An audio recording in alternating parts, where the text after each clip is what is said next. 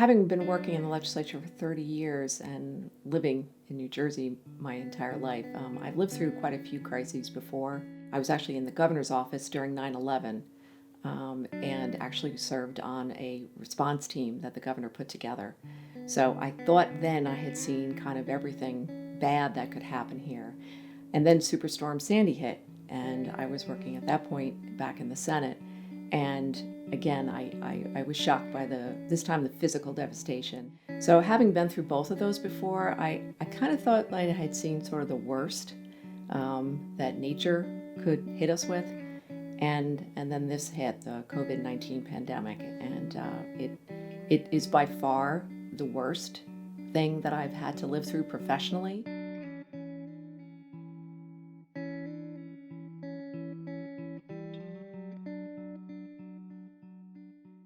New Jersey has not one, but two presumptive cases of coronavirus. Some new developments in New Jersey. The governor has just declared a public health state of emergency in the Garden State.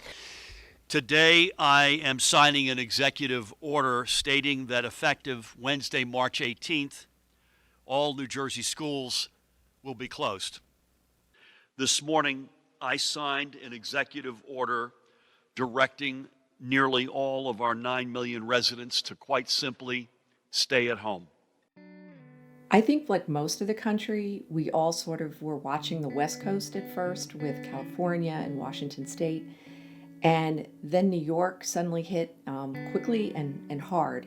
And I think because of the fact that New Jersey really just sits so close to New York, I think we kind of realized quickly that there was going to be a problem, especially since Northern Jersey started picking up so quickly. We knew that having people in close quarters, we knew that mass transit, we knew that there was going to be very quickly a burden on our healthcare system. I think New Jersey moved rather quickly in terms of trying to put into place some early stops.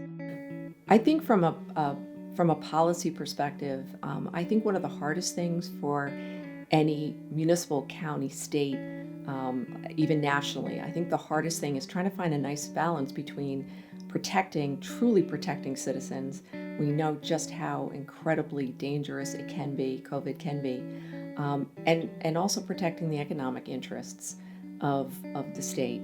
People who have never been unemployed ever in their life have found themselves with either fewer hours or their businesses closed or even businesses going under. So unemployment, trying to help businesses through state and federal programs, loan programs, grant programs. We're doing a lot of hands-on work. We look forward and we keep hoping that, by June, July are those realistic targets for us to start thinking about being open for business again in New Jersey. The one thing we know from previous experience, and as again I mentioned 9/11 and also from Superstorm Sandy, is that there needs to be a recovery, and that's going to take a whole variety of forms. We're going to have to really take a hard look at what we've done and figure out what we do next. But I think the first focus will be primarily on economic recovery, making sure that individuals and businesses of every size can kind of get back on their feet and up and running.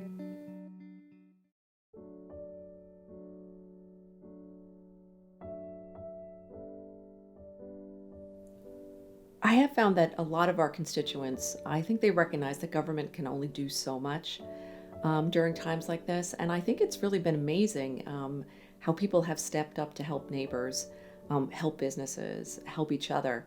I think I run out of the number of times I've seen incredible stories on social media or even people just letting us know what they're doing, whether they're sewing masks, delivering food to seniors, actually shopping for seniors. I think the nice part is that we have really seen people step up, realize that there's gaps in what anybody can do under these circumstances, and come up with some incredibly creative ways to actually make sure that neighbors are taken care of. And I think that's, if there's any bright rainbow, which has become so much the symbol of sort of what we hope are better days, is that we will have learned from this and that we will actually continue that incredible spirit of community that we see.